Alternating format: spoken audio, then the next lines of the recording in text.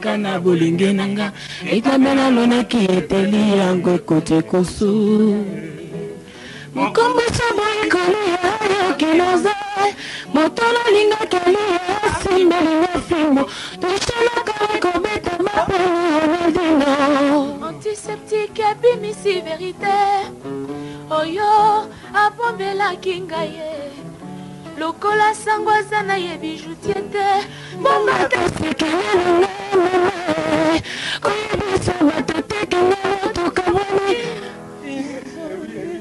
Alors, maman, est-ce que maman Sangote, merci. Comme on l'a dit. Maman. Méji, comme on l'a Méji. Apparemment, tout le monde nous dit beaucoup de quartier là. Exact.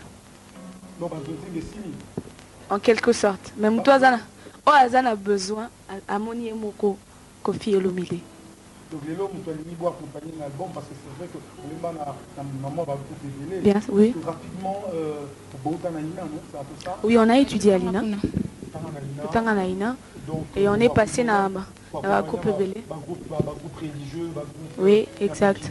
Oui. Donc, les lots, pour signer enfin un contrat. Oui. Pourquoi Kofi Olomide? Kofi Olomide, il faut te reconnaître quand même que Kofi Olomide c'est un grand. C'est un grand artiste. Azali Mutumnene na Congo donc tout le monde qui a pembe dinaye eza malamu parce que tout le monde a réussi. Ils ont réussi. Puisque tout le monde qui a bon. Ah, machette, tout le monde rappelle que loi ils ont rappelé en boka. Machette au papa mutuka vraiment.